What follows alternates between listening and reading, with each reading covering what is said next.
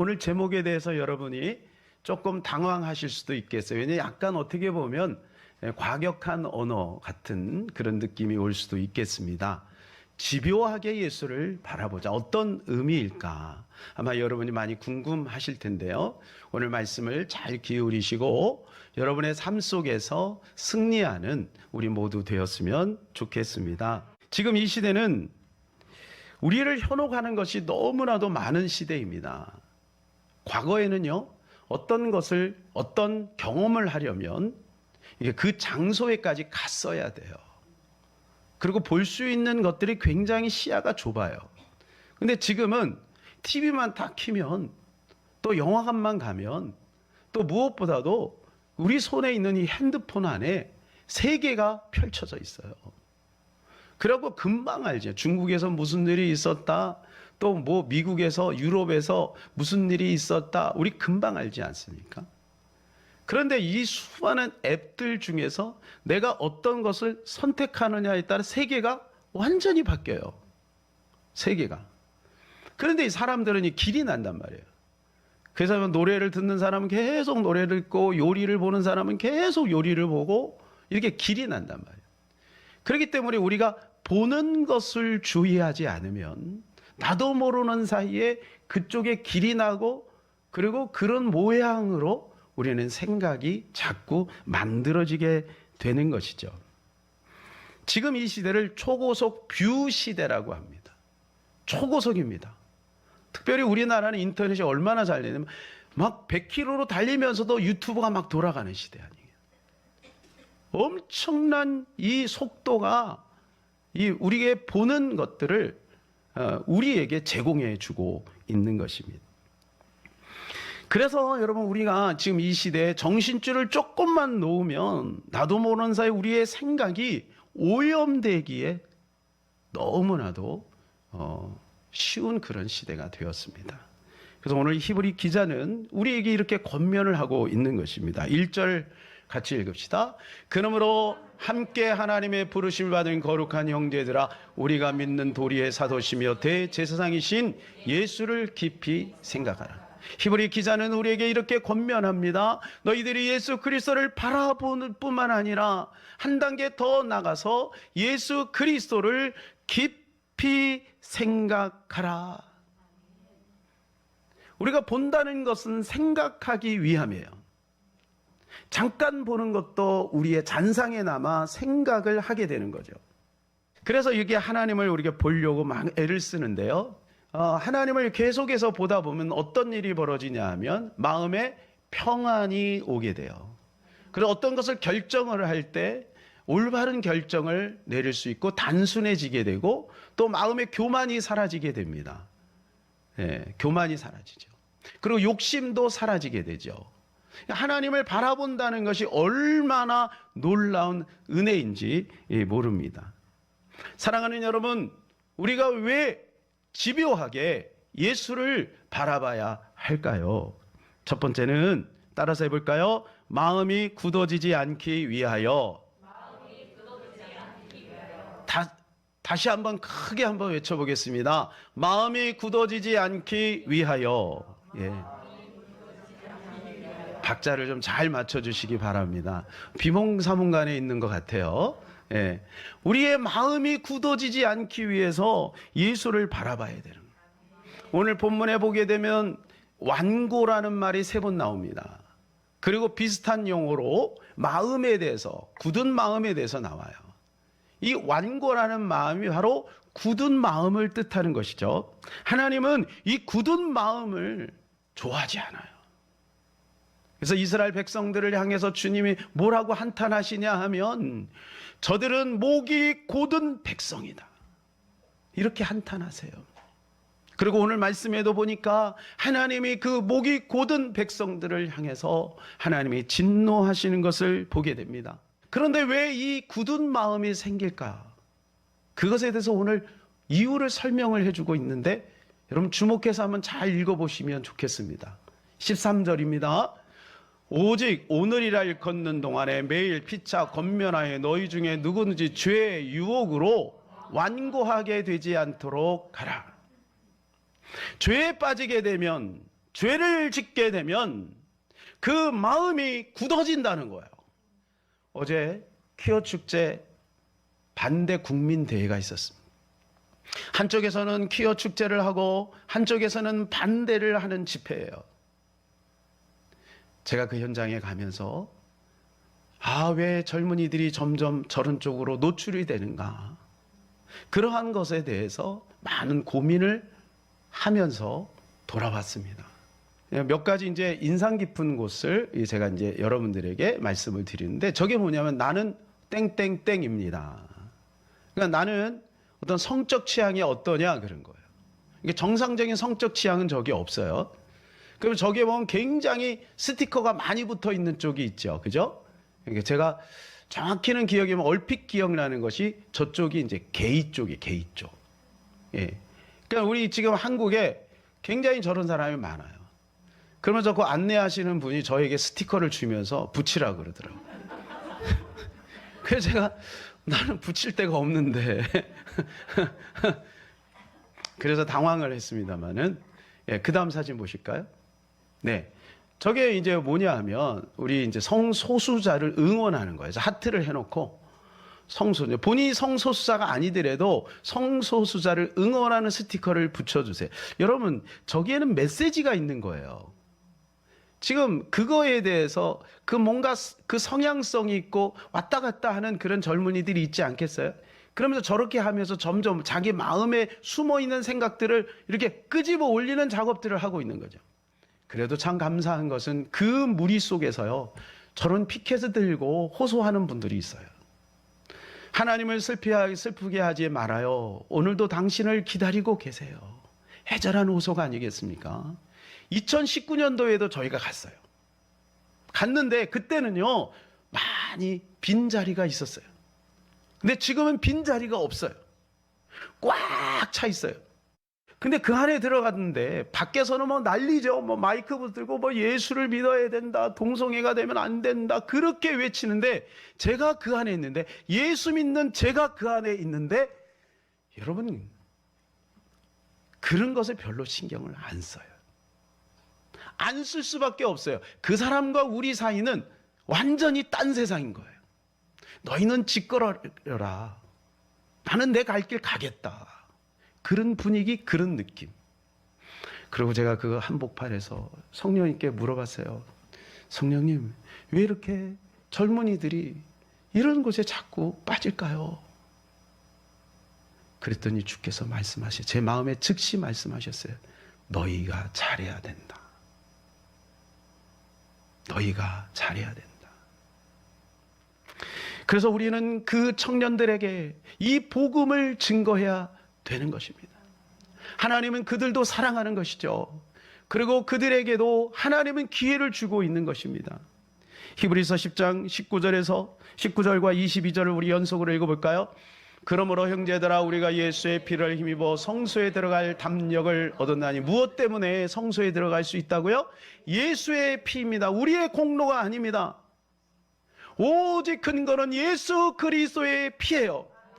그래서 예수님이 십자가에서 죽으신 거예요. 누구든지 예수 그리스도를 믿기만 하면 우리는 성소에 들어갈 수 있는 자격이 주어지는 거예요. 이것이 얼마나 놀라운 은혜인가요? 우리가 이것을 전해야 되는 것입니다. 22절입니다. 우리가 마음의 뿌림을 받아 악한 양심으로부터 벗어나고 몸은 맑은 물로 씻음을 받았으니 참마음과 온전한 믿음으로 하나님께 나아가자. 이미 우리는 맑은 물로 씻음을 받았어요. 우리도 긍휼을 받았기에 오늘 이 자리에 있는 거죠. 그렇지 않습니까? 그러므로 우리도 그들에게 복음을 증거해서 하나님의 긍휼이 그들에게 미칠 수 있도록 우리가 이 복음을 증거하는 일을 해야 될 줄로 믿습니다. 그래서 우리가 주님을 바라봐야 하는 것입니다. 우리 스스로도 죄의 유혹에 노출되어서 마음이 완고해지지 않도록, 또한 이 시대의 수많은 젊은이들이 이 죄의 유혹에 넘어져서 계속해서 마음이 굳어져서 이제는 돌이킬 수 없는 방향으로 그 속도가 점점 빨라지는 이 시대 속에서 우리가 예수 그리스도를 집요하게 바라봐야 되는 것입니다. 두 번째는 그의 집이 되기 위하여입니다. 우리 크게 한번 읽어볼까요? 그의 집이 되기 위하여. 그의 집이 된다는 것은 어떤 의미일까요? 우리 6절을 같이 읽겠습니다. 그리스도는 하나님의 집을 맡은 아들로서 그와 함께 갇히셨으니 그가 우리가 소망의 확신과 자랑을 끝까지 굳게 잡고 있으면 우리는 그의 집이라. 그의 집이라는 말은 그의 소유라는 것입니다. 여러분, 누구든지 자기의 소유는요 귀하게 여겨요. 그러니까 하나님께서 예수 그리스도를 통해서 우리를 당신의 집으로 삼고 싶다는 거예요. 대제사장이신 예수를 깊이 생각하라, 이렇게 말씀을 1절의 주제를 탁 던지고 그 다음에 2절부터 6절까지 집에 대한 이야기를 해요. 왜 이 집에 대한 이야기를 할까? 그러면서 구약에 이 집을 잘 돌본 사람이 있는데 그가 모세였고, 신약에 이 집의 아들이 있는데 그가 예수다, 이렇게 말씀하고 있어요. 자, 이 말씀 무슨 말이냐? 구약의 대표는 바로 모세입니다. 신약의 대표는 예수 그리스도죠. 자, 그러면 신약과 구약과 신약 전체가 이 집을 세우기 위한 것이다라는 거예요. 그런데 우리가 그의 집이라. 고린도 3장 16절에 보면 우리가 하나님의 성전이다, 그렇게 말씀하세요. 하나님의 성전이라는 것은 하나님의 계시기를 원하는 것이다, 그 말이에요. 그러니까 우리가 하나님의 집이 돼야 되는데 어떻게 하나님의 집이 될 수 있는가? 예수 그리스도를 집요하게 바라볼 때.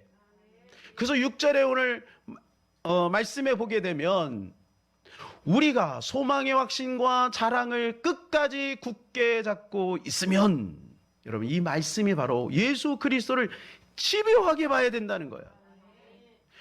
여러분, 이걸 놓치면 죽어요. 놓치면 죽어요. 예수 그리스도를 잃어버리면 죽는 거예요. 저는 베드로 사건을 종종 떠올려 봅니다. 그러면서 제 마음에 경각심을 가져요. 너 안심하면 안 돼. 방금 전까지 물 위를 걷던 사람이 물속에 빠졌잖아. 시선을 예수 그리스도에게서 세상으로 향하는 순간 나도 모르는 사이에 빠져드는 거예요. 그러므로 우리는 집요하게 예수 그리스도를 바라봐야만 하나님의 성전으로서 그의 소유된 자로서 아름답게 끝까지 승리할 수 있다는 겁니다. 다윗은요, 하나님이 공하는 성전을 그토록 짓기를 원했어요. 근데 하나님이 전쟁에서 피를 많이 흘렸기 때문에 허용하지 않죠. 다윗은 그것 때문에 너무 안타까워합니다. 다윗이 왜 성전을 지으려고 했을까요? 여러분, 신약에 있는 사람은요 그 심정을 몰라요. 다윗은 늘 주님을 바라보기를 원한 거예요. 늘 주님과 함께 하기를 원하는 거예요. 그 아름다운 마음이, 여러분이 신약의 예수 그리스도를 영접하는 순간 그 하나님이 성령으로 우리 안에 들어오신 거죠. 그런데 그 성령님이 우리 안에 들어오셨는데 그분이 주인인가요? 이건 또 다른 문제예요. 하나님의 은혜로 말미암아 우리 집안에 예수님이 오셨는데 예수님을 안방에 두지 않고 예수님을 저 한쪽 구석에다가 밀어놔 버린 그런 사람들이 얼마나 많습니까? 저와 여러분은 우리 주 예수 그리스도를 나의 마음의 방 안에 안방에다가 모셔드리고 거실로 자꾸 초청해서 대화도 나누고 함께 식사도 하는 그런 아름다운 관계가 되기를 간절히 소망합니다. 미국의 목사이자 소설가인 벤 다이크의 소설에 보면 대저택이라는 이야기가 있어요. 대저택. 어떤 웅장한 집에 사는 큰 부자가 있었어요. 그런데 이분이 운명을 달리해서 이제 천국에 올라갔는데 자기 집을 딱 가보니까 세상에 비가 막 새는 오두막 집인 거예요. 자기 집이. 그 얼마나 마음이 쓸쓸하고 초라하겠어요. 근데 옆에 보니까 너무너무 큰 대저택을 막 공사 중에 있어요. 그 천사에게 물어본 겁니다. 천사님, 저 집은 누구의 집입니까? 이렇게 물어보니까 천사가 이야기합니다. 당신 동네에 살고 있는 그 가난한 의사의 집입니다. 아니, 자기가 볼 때는 그 의사는 별 볼 일 없는데, 아니 저 의사의 집이 어떻게 천국에서 이렇게 화려하고 어떻게 이렇게 크단 말이냐. 그랬더니 천사가 이야기합니다. 그 의사는 어려운 사람들에게 무료로 진료를 해주고 있어요. 하나님은 그 모습을 보고 그 재료를 가지고 이렇게 아름다운 집을 짓고 있답니다. 그러면서 이렇게 말했어요. 땅에서 쌓은 선행들은 모두 하늘나라로 배달됩니다. 당신의 선행은 오두막의 지붕을 씌우기도 부족할 정도예요. 당신은 자신을 위해서만 살았어요. 그러나 저 의사는 평생 동안 남에게 사랑을 베풀었어요. 그가 베푼 사랑은 대저택을 짓고도 남을 분량입니다. 사랑하는 여러분, 우리가 왜 예수 그리스도를 바라봐야 할까요? 우리가 예수님을 바라봐야만 우리가 갈 영원한 고향인 저 천국을 의식하게 되는 겁니다. 왜냐하면 그분이 거기 계시잖아요. 그렇다면 우리가 이 땅에 살면서 어떤 가치로 살아야 될지는 자명한 것이죠. 그러므로 우리가 예수 그리스도를 계속해서 바라봐야 되는 것입니다. 세 번째로 우리 크게 한번 읽읍시다. 함께 참여하기 위하여. 누구와 함께? 예수 그리스도와 참여하기 위해서 우리는 예수 그리스도를 바라봐야 됩니다. 14절 우리 같이 읽겠습니다. 우리가 시작할 때 확신한 것을 끝까지 견고히 잡고 있으면 그리스도와 함께 참여한 자가 되리라. 여러분, 이것도 마찬가지죠. 꼭 붙들고 있다는 의미는 바로 예수 그리스도를 계속해서 집요하게 바라본다는 의미예요. 여러분, 예수님이 보이면 어떻게든지 일사후퇴 때 엄마 손을 붙들고 있는 것처럼 그 아이가 엄마 손을 안 놓치려고 얼마나 힘을 줬겠어요. 이거 놓치면 죽어. 이거 놓치면 죽어. 근데 예수님이 눈에 보이지 않잖아. 그러니까 너무나도 쉽게 놓치는 거지. 여러분, 우리는 예수님을 집요하게 바라봐야 되는 것입니다. 우리가 예수 그리스도를 계속해서 바라보면 그리스도와 함께 참여하는 자가 된대요. 근데 이 한글 번역은 좀 막연하죠. 참여한다는 것이 무엇인가? 근데 원어를 보면 굉장히 클리어하게 나옵니다. 원어가 뭐냐면 메토코스예요. 메토코스. 이게 뭐냐면 동역자가 된다는 거예요. 우리가 예수 그리스도를 집요하게 바라보면 예수 그리스도와 동역할 수 있다는 거예요. 다른 말로 하면 예수 그리스도와 동역하면서 동료로서 살아갈 수 있다는 거예요. 하나님 나라의 일에 함께 참여할 수 있다는 거야. 여러분, 그렇게 하고 싶지 않습니까? 이 반응은 주님의 마음을 아프게 하는 겁니다. 그냥 뭐 주님, 내가 적당하게 이 땅에서 내 필요만 채워주시면 되는 거지 뭐 내가 주님의 일에 동참을 해요. 그건 목사님이나 열심히 하셔요. 그거 아니죠? 다시 한번 질문하겠습니다. 여러분은 하나님의 영광스러운 그 일에 동참하기를 원하십니까? 아멘. 주님이 얼마나 기뻐하실까? 여러분, 그것이 솔직히 우리 믿는 모든 사람들의 간절한 소원 아니겠어요? 내가 어떻게 하면 하나님의 영광을 위해, 하나님의 나라를 위해 작은 모퉁이 속에서 쓰임받을 수 있을까? 여러분, 이것이 우리 모두의 간절한 소원이, 그렇게 못해서 안타까운 거지. 그 열망은 우리가 다 가지고 있는 거예요. 그런데 왜 안 되느냐 하면 예수 그리스도를 보지 못하기 때문에. 제가 이번에 못 갈 뻔했어요. 왜냐하면 며칠 전까지만 해도 제가 별로 갈 생각이 없었어요. 일단 시장이 바뀌었죠. 그리고 6일을 신청했는데 하루만 허용을 했대요. 그것도 괜찮다. 그리고 나 아니면 가겠지. 토요일 날 여러분, 목사가 제일 바빠요. 부담도 되고. 더군다나 우리 교회에서는 새벽 4시까지 이제 기도하잖아요. 여리고 기도해. 그러니까 우리 성도들에게도 이 분위기를 만든다는 건 쉽지가 않겠어요. 이게 목사의 욕심인 것 같기도 하고, 우리 성도들을 너무 괴롭히는 거 아닌가? 이런 생각도 들고. 그래서 제가 미처 말을 끊을 수가 없는 거죠. 그런데 직전에 어떤 제가 알고 있는 목사님이 저에게 카톡을 하나 딱 보냈는데, 그거를 보면서 제 마음이 움직여졌어요. 아니다. 가야지. 그래서 오면서 제가 얼마나 후회하고 하나님 앞에 회개하고 죄송스러운지 몰라요. 제가 다음에는 이 퀴어 축제가 혹시 내년에 있다 그러면 그 미리 사전에 여리고 기도를 좀 땡겨서 미리 끝내고 우리 청년들과 젊은이들 함께 가서 처음부터 끝까지 다 참여하자. 우리는 이제 막 돌아오는데요. 그때 이제 가두시를 했거든요. 퍼레이드를 막 하면서 가두시라고 저녁 늦게까지 이제 페스티벌까지 했어요. 패밀리 페스티벌까지 했어요. 근데 나중에 끝까지 젊은이들이 많이 참여했더라고요. 근데 우리가 막 돌아왔는데 비가 막 쏟아지기 시작한 거야. 근데 그분들은 우산이 있는 사람도 있지만 없는 사람들 비를 맞으며 그 가두시에 끝까지 참여하시는 것들을 나중에 영상으로 보면서 제가 마음에 다음에는 꼭 끝까지 참여하자. 나만 참여하지 말고 우리 모든 성도님들도 함께 가서 참여하자. 이 영광스러운 자리에 거기서 외치는 많은 목사님들과 또 많은 연설가들이요 이렇게 외치더라고요. 여러분, 우리가 외치지 않으면 돌들이 소리 지릅니다. 우리가 이 자리에 있는 것을 주님이 보시고 네가 내 마음을 가졌구나. 내가 네가 내 마음을 가졌으니 내 마음이 기쁘다. 이런 마음을 주님이 갖지 않겠느냐라고 말씀하시더라고요. 여러분 그렇지 않겠어요? 물론 우리가 신앙생활 착실하게 열심히 하는 것도 참 주님의 마음을 기쁘게 해드리지만 이 시대를 바라보면서 수많은 젊은이들이 저 잘못된 퀴어 축제나 이러한 동성애나 이러한 것들에 노출이 되고 마음이 그쪽으로 계속해서 흐르고 있는데 이런 것들을 보면서 주님의 마음을 읽지 못하고 우리가 무심하다면 주님이 얼마나 우리를 보면서 안타까워하시겠어요. 그러면서 오면서 저 멀리 있는 흰 구름들을 보면서 하나님을 찬양했어요. 그래도 이 조국 교회가 깨어있다.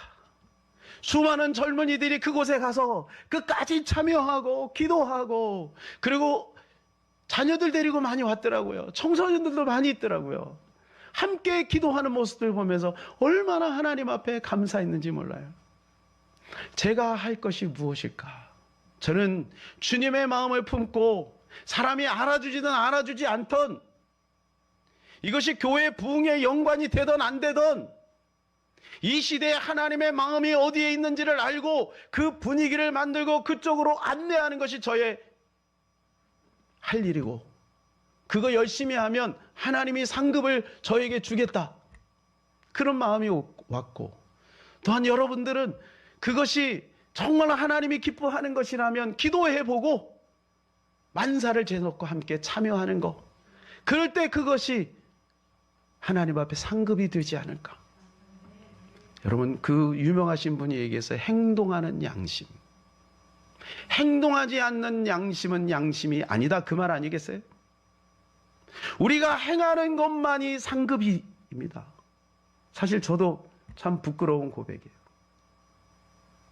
제가요 이 부분을 놓고 우리 목사님 커뮤니티에다가 올렸어요.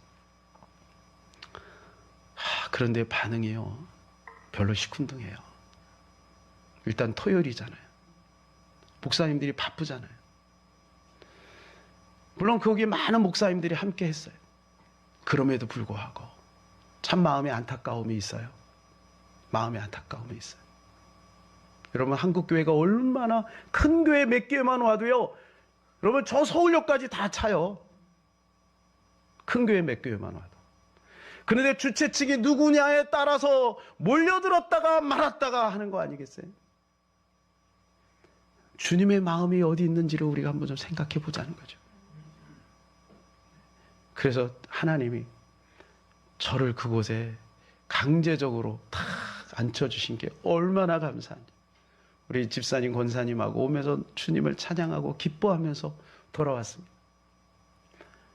여러분 제가 말씀드리려고 하는 것은 이거예요.